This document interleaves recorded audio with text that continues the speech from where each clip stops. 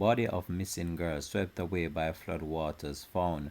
Hi again and welcome. This is Links 007 TV News Update, and we'll be right back with the full details to come. Welcome to Links 007 TV News Report, providing you with the best in local and international news updates. This is a place where you can get the most reliable and informative news information. Links 007 TV News Report. Welcome back and thanks for joining us. This is Links 007 TV News Report.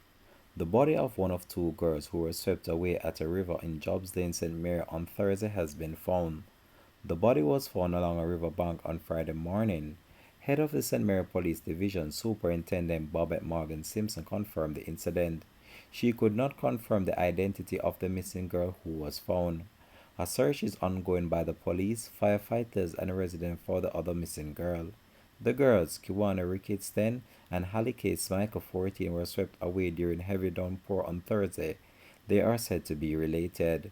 The Links 007 TV will continue to track this story and provide you with the latest information to come on this. Thanks for watching.